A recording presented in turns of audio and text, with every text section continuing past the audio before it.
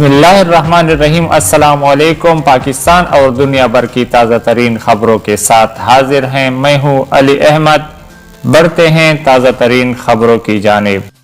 तुर्की ने अमरीकी दबाव और पाबंदियों के बावजूद रूस से मिसाइल खरीदारी का मुआहदा जारी रखने का ऐलान कर दिया। गैर मुल्की खबर रसा इदारे के मुताबिक सदर तैयब अर्दवान के तर्जुमान इब्राहिम कालन का कहना है कि तुर्की रूस के साथ S-400 दिफाई निजाम के हुसूल का मुआहदा बरकरार रखेगा और अपने नेटो इत्तेहादी मुल्क अमरीका से ये मामला गुफ्त शनीद से हल करने की कोशिश जारी रखी जाएगी। वाज़ेह रहे कि अमरीका ने रूस से S-400 मिसाइल खरीदने पर गुज़िश्ता बरस दिसंबर में तुर्की पर पाबंदियां आयद कर दी थी, जिस पर तुर्की की जानिब से शदीद रद्द अमल जाहिर किया गया था। इस हवाले से मंगल को तुर्की के वजीर दिफा ने कहा कि तुर्की जुज़वी तौर पर S-400 दिफाई सिस्टम को फाल कर रहा है, जबकि इस हवाले से अमरीका के साथ मुज़ाकरात भी जारी हैं। तुर्की के नशरियाती इदारे से बात करते हुए इब्राहिम कालन का कहना था कि वजीर दिफा के बयान को पूरी तरह समझा नहीं गया। उन्होंने कहा था कि जिन उमूर पर इख्तिलाफ है उन पर बातचीत की जाएगी, ताहम कई मसाइल का फौरी हल मुतवक्के नहीं। कांग्रेस के रहनुमा राहुल गांधी ने नरेंद्र मोदी को बुज़दिल इंसान करार देते हुए कहा है कि वज़ीर-ए-आज़म में चीन को जवाब देने के लिए हिम्मत नहीं। भारतीय मीडिया के मुताबिक कांग्रेस के रहनुमा राहुल गांधी ने प्रेस कॉन्फ्रेंस में कहा है कि वज़ीर-ए-आज़म नरेंद्र मोदी में मुल्क की सरहदों और नजरियात का तहफ़्फ़ुज़ करने की सलाहियत और अहलियत मौजूद नहीं है। कांग्रेस रहनुमा का मजीद कहना था कि वज़ीर-ए-आज़म में चीन के सामने खड़े होने की हिम्मत नहीं। मोदी की बुज़दिली ने भारतीय फौजियों की कुर्बानियां रायगा कर दी और भारत में किसी को ऐसा करने की इजाजत नहीं होनी चाहिए। राहुल गांधी का कहना था कि जब से मोदी की हुकूमत आई है, चीन की जानिब से लाइन ऑफ एक्चुअल कंट्रोल के खिलाफ वर्जी में इजाफा हुआ है और इस हुकूमत में भारतीय फौज को जितना नुकसान पहुंचा है इतना तारीख में कभी नहीं पहुंचा। दूसरी जानिब भारतीय जनता पार्टी के तर्जुमान ने राहुल गांधी के बयान पर रद्द अमल देते हुए कहा कि वज़ीर-ए-आज़म मोदी को कुछ कहने से कबल अपोजिशन लीडर को अपने दादा जवाहरलाल नेहरू से पूछना चाहिए, जिन्होंने चीन को भारत की जमीन दी थी।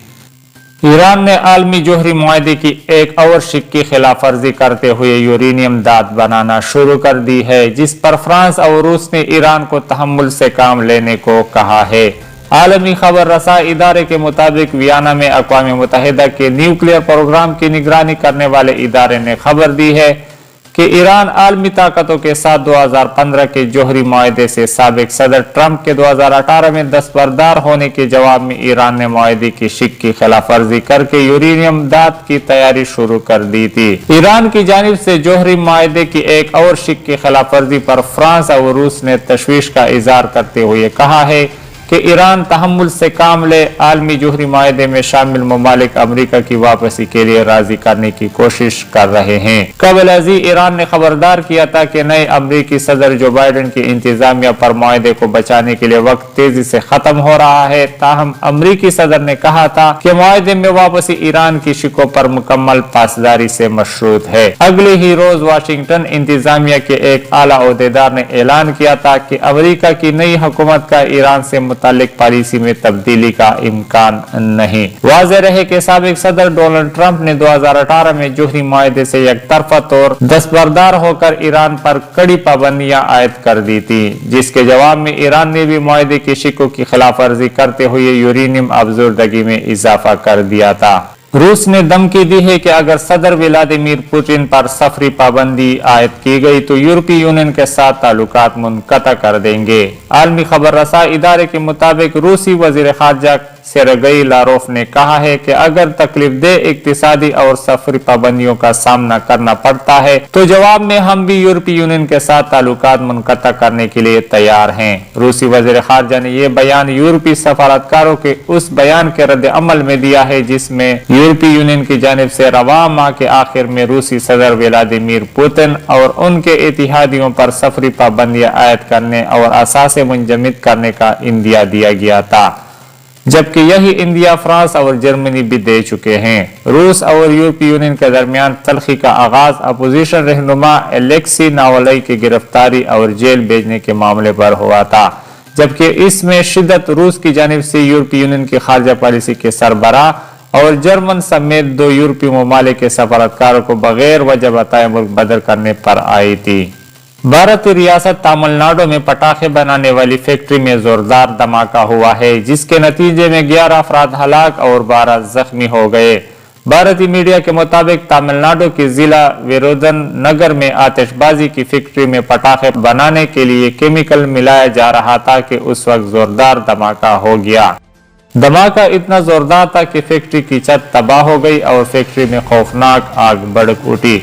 आतिशबाजी की फैक्ट्री में धमाके में 11 मजदूर हलाक हो गए, जबकि 12 शदीद जख्मी हो गए। 4 जख्मियों की हालत नाजुक होने के बायस हलाकतों में इजाफे का खदशा जाहिर किया जा रहा है। मोदी हुकूमत ने अपनी ही एयरफोर्स को 45,696 करोड़ भारतीय रुपया का टीका लगा दिया। बीजेपी के वजीर दिफा राजनाथ सिंह ने हिंदुस्तान एरोनॉटिक्स लिमिटेड को 6.25 बिलियन डॉलर के टीके से नवाजा और तीजा जहाज लेने पर मजबूर किया। रिपोर्ट के मुताबिक हिंदुस्तानी फिजाइया पहले दिन ही इन जहाजों को उनके तकनीकी मसाइल की वजह से मुस्तरद कर चुकी थी। तीजे जहाज हिंदुस्तानी MiG-21 जहाजों के नेमुल बदल के तौर पर मुतारिफ कराने जा रहे हैं, क्योंकि 1970 के बाद से MiG-21 के हादसात में 170 से ज्यादा पायलट और 40 आम शहरी हलाक हो चुके हैं। भारतीय एविएशन सिस्टम इंडस्ट्री अपनी गैर मयारी पैदावार और दहाइयों पर मुहित अपनी मुसलसल नाकामियों और नाअहलियों की वजह से पूरी दुनिया में बदनाम है।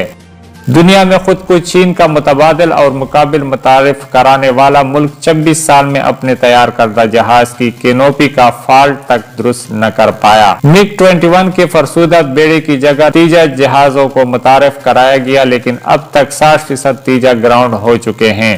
इसके मुकाबले में पाकिस्तान के शाहीनों ने पाकिस्तान में बनाने वाले JF-17 थंडर से भारतीय सुरमाओं का ख्वाब चकनाचूर किया और एक Su-30 और MiG-21 को निशाना बनाया। पाकिस्तान की ये कामयाबी पाकिस्तान एविएशन इंडस्ट्री की महारत और पेशावराना सलाहियत का सबूत है।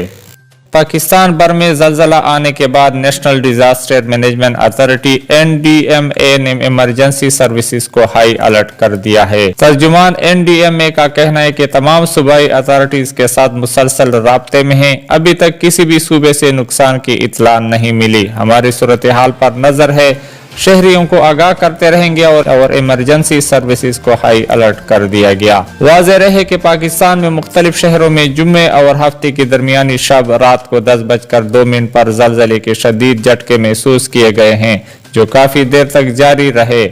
ज़लज़ला पैमा मरकज के मुताबिक रेक्टर स्केल पर ज़लज़ले की शिद्दत 6.4 रिकॉर्ड की गई। ज़लज़ले का मरकज ताजिकिस्तान और उसकी गहराई 80 किलोमीटर ज़ेर ज़मीन थी। शदीद ज़लज़ले के बाद शहरी खौफज़दा होकर कलमा तैयबा का विर्द करते हुए घरों से बाहर निकल आए।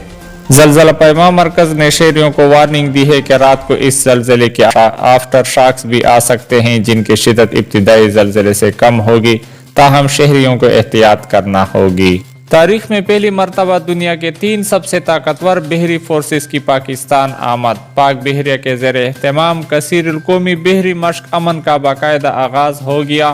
मशक में अमरीका, रूस और चीन समेत 45 ममालिक की बहरी फोर्सेस की शिरकत। तफसीलात के मुताबिक पाकिस्तान को सफारती और अस्करी सत्ता पर तनहा करने की साजिशें करने वाले भारत को एक मरतबा फिर मुंह की काना पड़ी है। पाक बहरिया की तारीख में पहली मरतबा दुनिया की 3 सबसे बड़ी अस्करी कुव्वतों अमरीका, रूस और चीन के बहरी दस्तों की पाकिस्तान आमद हुई है। बताया गया है कि अमरीका, रूस और चीन समेत 45 ममालिक के बहरी दस्ते पाक बहरिया के ज़ेर एहतमाम बहरी मशक में हिस्सा लेंगे। पाक बहरिया के ज़ेर एहतमाम कसीरुल कौमी बहरी मशक अमन का बाकायदा आगाज बरोज़ जुम्मा से हो गया। कसीरुल कौमी बहरी मशक 11 से 16 फरवरी तक कराची में मुनक्किद की जा रही हैं।